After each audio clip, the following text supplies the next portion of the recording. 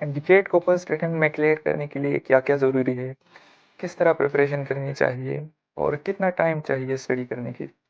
कई लोग कहते हैं कि एमडीकेट को फर्स्ट अटेम्प्ट में क्लियर करने के लिए 10-10 या 12-12 घंटे स्टडी करनी होती है, लेकिन ये बिल्कुल भी सच नहीं है।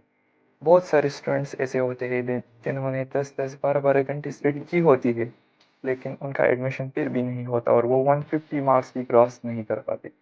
लेकिन दूसरी तरफ कुछ ऐसे स्टूडेंट्स भी होते हैं जो 190 प्लस मार्क्स ले आते हैं, लेकिन स्टडी उन्होंने सिर्फ 4 या 5 घंटे डेली की होती है। जो है वो क्वांटिटी पर डिपेंड नहीं करती, वो क्वालिटी पर डिपेंड करती है। जो 190 प्लस मार्क्स ले आते हैं सिर्फ 4 या 5 घंटे पढ़कर, तो उनका फोकस ठीक होता है और उनकी जो प्रिपरेशन स्ट्रेटजी होती है वो ठीक होती है। जबकि दूसरी तरफ वो स्टूडेंट्स जो 10-10, 12-12 घंटे स्टडी की होती है उन्होंने, उनका ना तो फोकस ठीक होता है और ना उन्होंने इस तरह पढ़ा होता है कि वो चीज़ें वो रिटेन कर सके। इसलिए फिर वो एग्ज़ाम में अच्छा परफॉर्म नहीं कर पाते। बीकेट 2025 सितंबर में एक्सपेक्टेड है, जो अभी से एमडीकेट के लिए तकरीबन 3 मंथ्स अभी भी बाकी है आपकी प्रिपरेशन करने के लिए।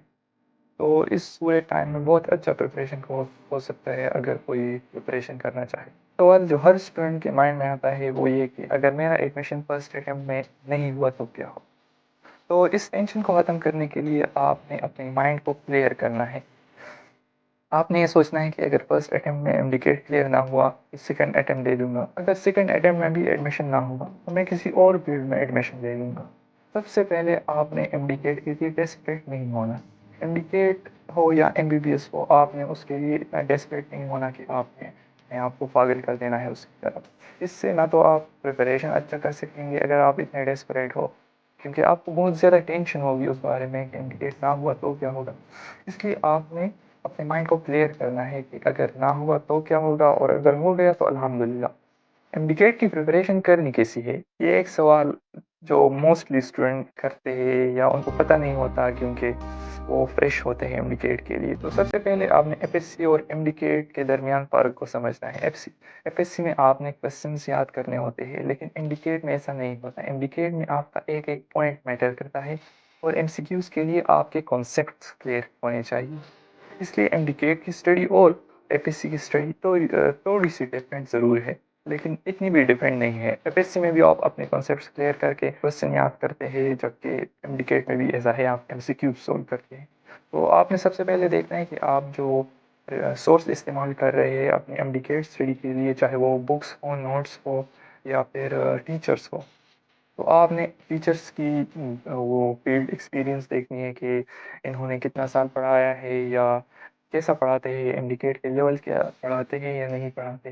तो आपने सबसे पहले ये देखना है, चाहे आप फिजिकल एकेडमी से पढ़ रहे हो या ऑनलाइन एकेडमी से पढ़ रहे हो, ये आपने ज़रूर देखना है। आप में थोड़ी सी इतनी अकल होनी चाहिए कि आप किसी गलत टीचर को फॉलो ना करो और ऐसे टीचर को फॉलो ना करो जिससे आपका टाइम वेस्ट हो।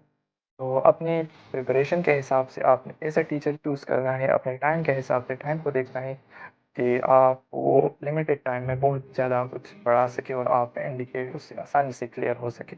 इसके अलावा एक सिंपल मेथड जिस तरह मैंने स्टडी की मैं आपको बताता हूँ, वो ये कि सबसे पहले आपने लेक्चर लेना होता है, चाहे ऑनलाइन हो या फिजिकल हो। मैंने ज़्यादातर ऑनलाइन पढ़ा है, तो मैं ऑनलाइन लेक्चर लेता था और उसके अच्छे से नोट्स बना लेता था।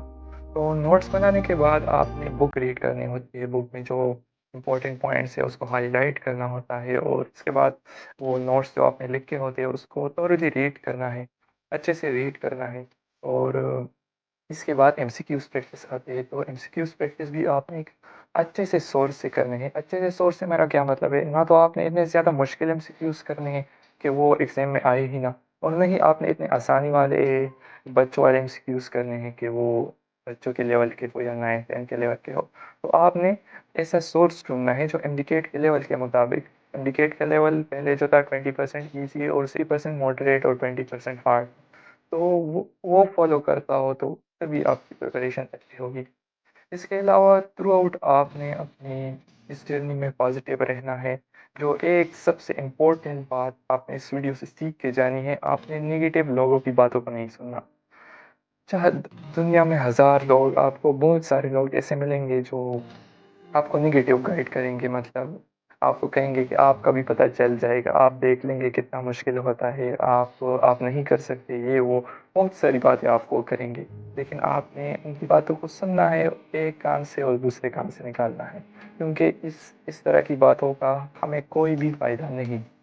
آپ اپنے دماغ میں بھی یہ باتیں سوچ لیں گے نا تو آپ کا کوئی فائدہ نہیں ہونے والا، اس لیے آپ نے ان باتوں کو بالکل سیریس نہیں لینا اور پرسنلی کوئی بھی بات نہیں لینی، آپ کو جو بھی کوئی بھی کہے، چاہے ٹیچر کہے، چاہے آپ کے دوست کہے، چاہے گھر والے کہے، جو بھی آپ کو ایسی کوئی نگیٹو بات کرے تو آپ نے ان کو بالکل بھی سیریس نہیں لینا، کیونکہ جب آپ یہ باتیں سیریس لے لیتے ہیں تو یہ آپ کی پریپریشن کو افیکٹ کرتی ہے، آپ کا فوکس پھر اچھا نہیں رہتا اور آپ ڈی موٹیویٹ فیل کرتے ہیں، اس لیے آپ نے سب سے پہلے پازیٹیو مائنڈ کے ساتھ تیاری کرنی۔